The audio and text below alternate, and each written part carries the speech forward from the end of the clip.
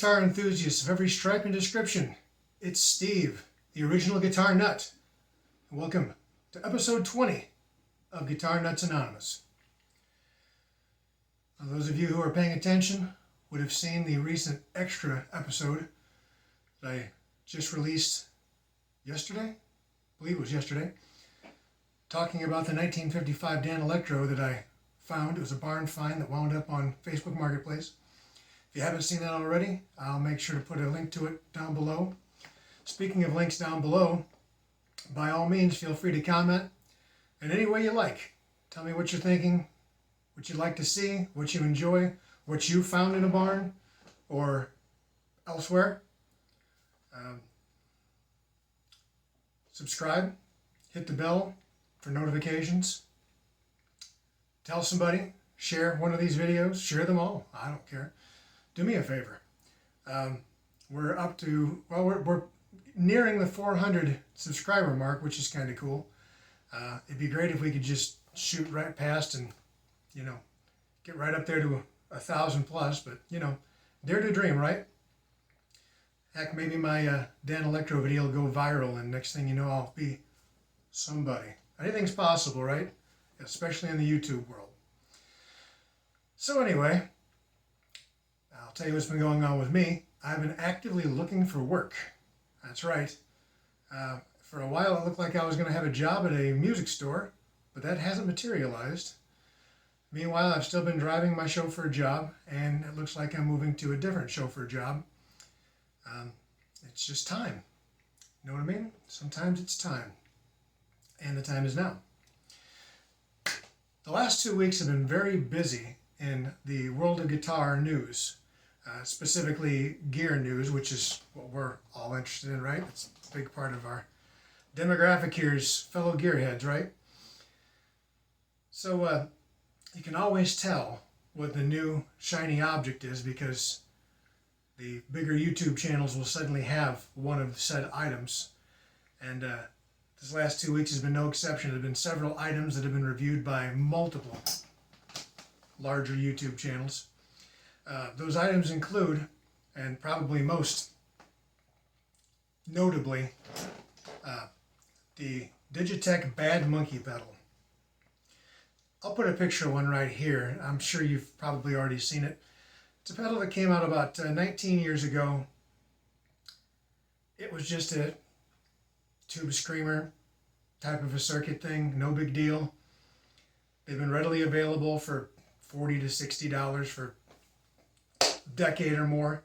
And all of a sudden, Josh Scott on his JHS pedal show did a feature on them, and suddenly people are asking $250 and up for them. It's ridiculous, but well, a lot of people, unfortunately, guitarists in particular, can be very much cheap.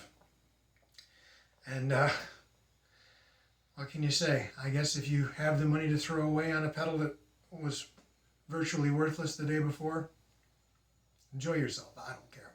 It seems silly to me. I've never owned one. I've heard one. I was totally underwhelmed. Whatever. Speaking of pedals, Trusty Electro Harmonics came out with a reissue of sorts of one of their old pedals called the EH Slapback, which is, as the name would imply, a slapback echo. Very simple pedal, pretty inexpensive. I think it's around $100. Put a picture of that here as well. What's cool about it is this gives you an automatic slapback echo, the whole rockabilly sound. But it also does two other modes that are even shorter amounts of delay. And what they do, especially with the included modulation, I believe it's a switch, they give you a very, very fat sound, almost like two guitars playing together. Sort of like a chorus, but way more impactful, I guess I would say. I'm interested in getting one of these myself just so that I can try the shortest time mode to fatten up a distorted sound. It's something I've always enjoyed the sound of. I believe it's 30. Well, I don't remember exactly. Whatever. It's trying to remember the actual time of the effect. But the lowest setting I think is 30, and it just gives a nice big fat sound, so whatever. Another big pedal that's making the rounds is the Bigsby pedal, which is kind of an interesting creative sort of a endeavor. As the name would imply, it's an actual Bigsby vibrato unit type of a situation that would be on a guitar, mounted to the top of a pedal, and you actuate the effect by using the arm, but with your foot. And it's actually a pitch bending device, digitally of course, not mechanically. It's not connected to any strings. It's just a pedal, and it's a pitch shifting pedal, and it'll do things like the Digitech whammy does and so forth, and a lot of other things as well, harmonies and whatnot. And I put a picture of it here. It's certainly a cool looking pedal. I've had a sneaking suspicion it's probably really heavy, and it's rather large, so it's kind of a big investment on your pedal board, so you have to think long and hard about whether or not you really need or want that effect to justify taking up the space and the weight. But I've seen several videos on it, and it does sound pretty darn cool, and it has several different modes, and yeah, it's worth looking at. So the Bigsby pedal. Now onward to a guitar mention before I go to the last product I wanted to talk about, which is also pedal-ish of sorts, but talk about a guitar here. Keisel, which kind of formerly the Carvin Guitar Company, has been quite popular, especially with the heavy crowd, for several years now. And they apparently just came out with a new version of their, I guess it's their top-of-the-line sort of flagship model. They call it the A2, and they've sent several of them out. I know Phil McKnight got one, and several other YouTubers I've seen got one, and seem to be enjoying it. Keisel's kind of an interesting thing. They sell direct to the public, always have, you know, even as Carvin, whether it was guitars or PA or amplifiers or whatever. Carvin still exists selling PA, by the way. But Keisel, which was always the family name behind Carvin apparently, I don't know, it's a long and convoluted story, and you're welcome to look it up. But they've always sold directly to the public. So they're making, well, you wouldn't call it handmade because it uses CNC machines and whatnot, but basically custom shop quality guitars, more or less, sold direct to the public for regular factory prices. So for around $2,000, you can get what's nearly the equivalent of a many handmade boutique guitars, because these days even the bulk of handmade guitars are actually milled on a CNC and then finished by hand. Anyway, I'll show you a picture of this A2 over here. It's an attractive guitar of the Strat type variety. Just thought that was interesting. Now, apart from the Bad Monkey, which got a ton of press, the real big news in gear over the last couple of weeks has been the release of the Headrush Prime, which, again, you know, over here, I'll show you a picture.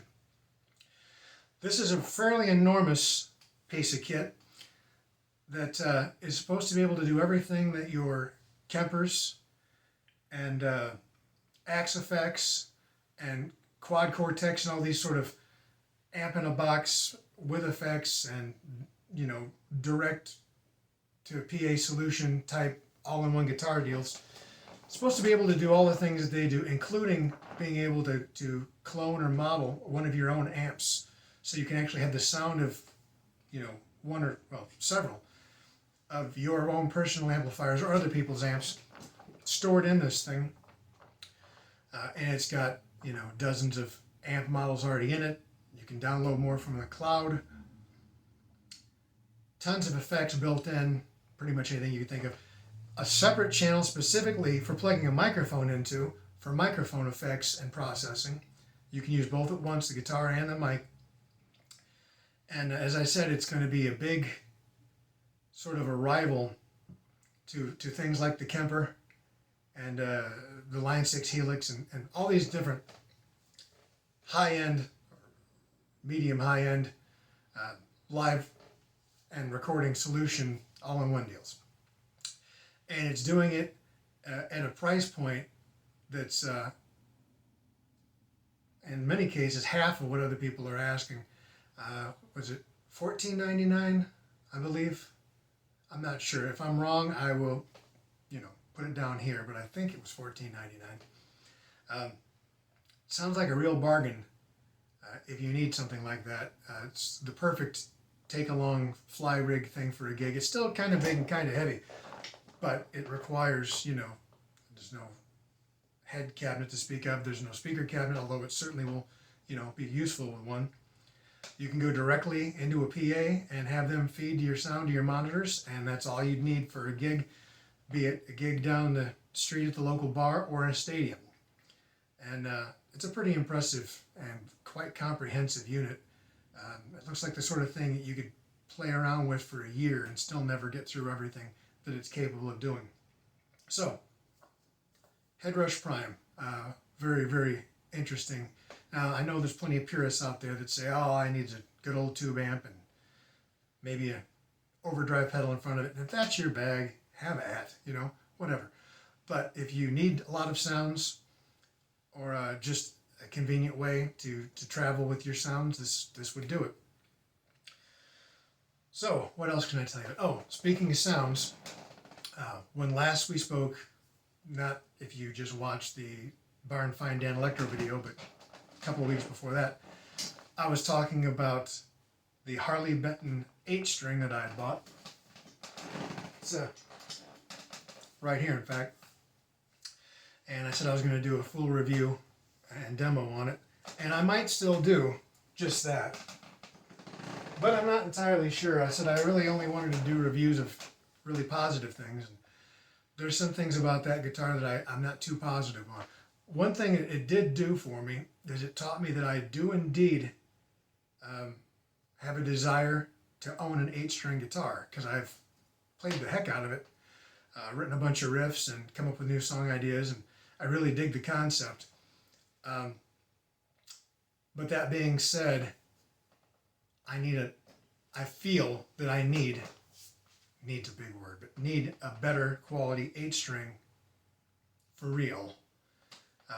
This will do for now, but the action's high, and when I take the steps that would be necessary to make the action where it's comfortable, it's just a buzz fest. And probably nothing that's further professional help, fret leveling and crowning, probably nothing that couldn't fix. But we're talking about a guitar that was less than $200 to begin with. I don't feel like putting that back into the guitar again when, I could just move up to maybe a used Ibanez or something like that, or a Schecter. There's a few different brands out there for, $300-400 probably, and I'll hang on to it. It's a fun guitar to play with, and I did figure out one thing. It's, for me at least, part of the key of getting the 8-string sound and not having it buzz so much is actually using a thin pick, which is something I never did in the past.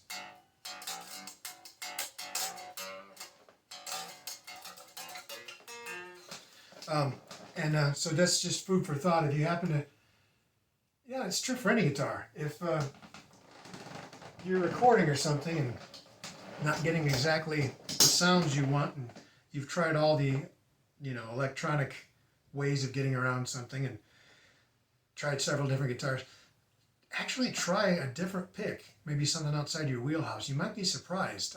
I've been trying thin picks on a lot of things and find they work really well, obviously on that 8-string, and they're good for baritones and surprisingly good on 12 strings. It's an interesting thing. So just keep that in mind. Don't be afraid to try a different pick. And it can be heavier than you're used to as well. I mean, who knows? So speaking of baritones, I brought that up. You all had said that you're really enjoying the Steve's Collection segments. So I figure, you see, you've seen the upper tier and the lower tier of the West rack. Before I move on to the East rack, I was thinking maybe I would show you some of the things that are standing around the room, and that would include my baritone rack. So let me grab the phone here, come on over, and show you. This is the baritone rack. And it's actually not all baritones. A couple of them are technically bass sixes as well, but let's just call it the extended range rack. Although I guess the H string would belong there as well. So what have I got there? Well, let me show you. I have not one but two customized Squier bass sixes. You've seen at least one of these before. This one, the single pickup model. This is the guitar that I'm eventually going to mount a Gizmotron on and try to come up with a sound that I've had in my head for ages. I had a whole episode on it. I'll maybe make a mention down below, or you can just search it. But yeah, these I customize with new pick guards and these big bell housings like you would have found on 60s jazz basses. These are both tuned E to E, an octave below standard guitar, and I really enjoy these, especially if you can get one on the cheaps. Just recently, Fender was selling these things for like $275 direct from the factory, because I guess a boatload of them had come in and they were trying to part with them. Now, I'd already gotten both of mine. I didn't need another by then, but yeah, otherwise you're usually looking to pay around $500 for these new. So, Squier bass sixes.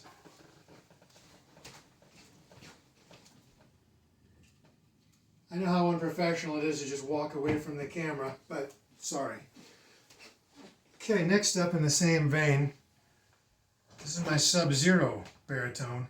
It's also 30-inch scale, just like the bass sixes were. This Sub-Zero is the house brand of a, I guess it's a British retailer. They call it Gear for Music. Maybe I'll put a link if you're interested in one of these. This guy was actually quite cheap.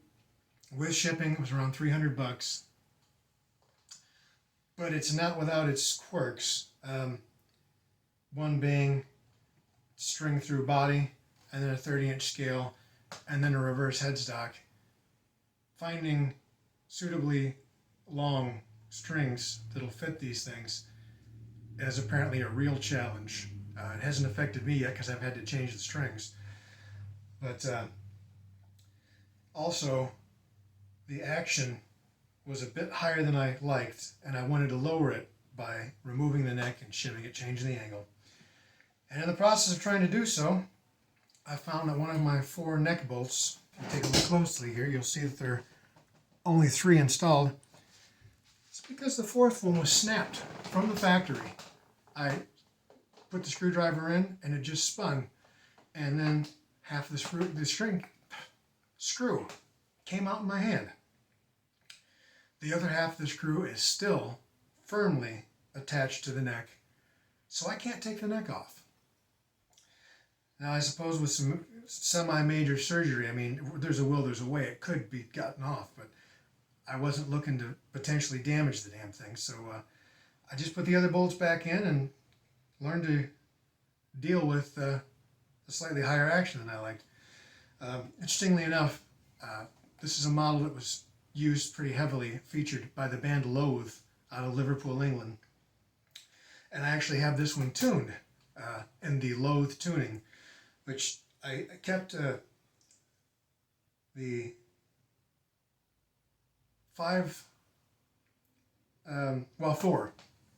4 original baritone strings. This came strung as a baritone B to B.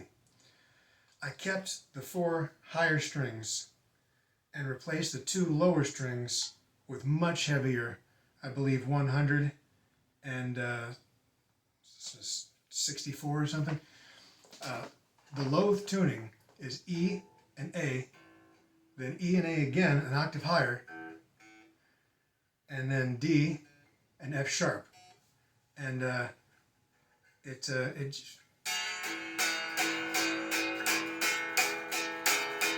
gives a really interesting sound. and it's hard to hear it without it plugged in, but I'm just trying to show you the thing. So if you want a Rogue Sub-Zero, I can't say that I highly recommend them, although I do enjoy this one. Let's just say the quality control is spotty at best. So buyer beware. Now, having said that, speaking of quality control and buyer beware, this isn't the only inexpensive 30-inch baritone available on the market at the moment.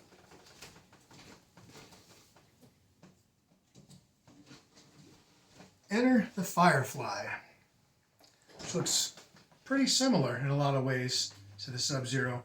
Although if you put them side by side, you'll see that they're not the same. The Sub-Zeros are made, I believe, China, and Fireflies are made in Vietnam. Again, you got 30-inch scale blocks on the neck. The reverse headstock again, although it's a little easier to deal with here, it's not quite as long of a reach. But these came tuned B to B with relatively light strings. I actually put on heavier strings and tuned this down E to E, essentially making it yet another bass 6, because as much as I enjoy the Squires, I wanted one with humbuckers so I could try some heavy music with it, which is much more suited to humbuckers. I'll put a link to these as well. Believe it or not, these bad boys came right around $200 shipped. Amazing value. The quality control, I'm told, can be spotty, although I had no issues with mine whatsoever. The very popular guitar channel, Guitar Max, he did a review on these, and within a day they were sold out because he has a big viewership and he's a hell of a good guitar player, and he made it sound amazing, and they just disappeared. Right now they're out of stock, but they will be coming back. The only one thing I did do, I should mention, is I replaced the plastic nut with a brass nut that I ordered off eBay that was specifically made for a bass 6, just because I didn't feel like doing a bunch of filing on the existing plastic nut.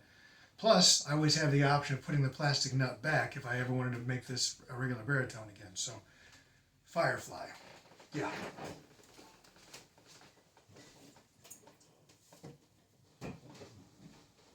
And then the last instrument on the rack, speaking of flies, this is my Dragonfly. As you can see, it's essentially like a super strat with 2 humbuckers, but it also has the longest damn neck you're ever likely to see. This is tuned B to B. It actually has regular lightish gauge guitar strings. Well, these are 10s, but it's a 31-inch scale.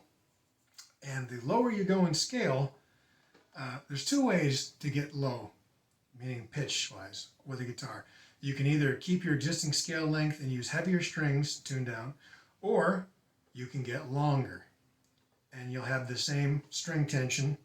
And so this is a very interesting instrument.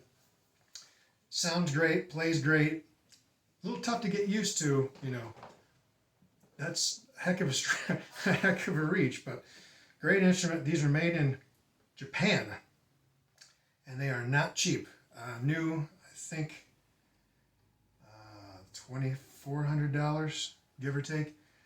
I paid about a quarter of that to someone on Reverb who apparently didn't have any idea what it was because they didn't even have it labeled correctly. One fun fact on this one is you'll notice that, well, if you capo at the 5th fret, you've got a standard guitar, okay? So to that end, they actually made the fret markers correspond to this as the nut. So 3, 5, 7, 9, 12, when in actuality, you've got these other 4 frets down here, if you see what I'm getting at. So you've got a fret here on the a marker on the 2nd fret, which would be odd, except for the fact that it actually, corresponds. It makes sense. It's just hard to get used to. It's, as I said, it's an interesting instrument. So that's number 5 from the baritone extended scale rack. Now there actually are 2 other baritones and things in my collection.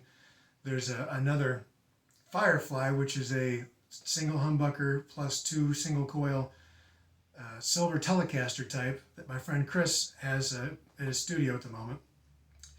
And then there's my Ibanez RG IB6 that I showed you that was in the rack back here a couple of episodes ago.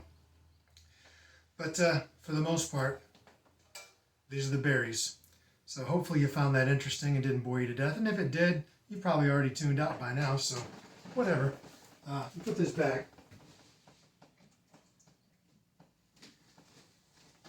So I'm thinking next time we get together, I'll start tackling the East rack, which at the moment is a lot of empty gig bags and a few guitars up top, and then a ton of acoustic and hollow bodies on the bottom. Something a little different, show you some things from my other guitar interests. Hopefully you'll tune in and find that interesting. So speaking of tuning in, as I said before, like, subscribe, comment, especially comment. I want to hear from you. If you want to send an email, you can send it to rickenbackeranonymous@gmail.com. I'm keeping that email because I have 7 others. I really don't feel like dealing with adding yet another one for Guitar Nuts Anonymous. I guess I could always merge them together somehow, but I don't know. I'm not very tech savvy. Who knows? So until I speak to you next, this has been Steve. This has been Guitar Nuts Anonymous, GNA for you folks in a hurry. Just remember to stay cool, stay frosty, be good to yourself and others. Above all else, well, maybe not above being good to yourself and others, but equally important, play the damn guitar. I will see you soon. Till next time, Steve, out.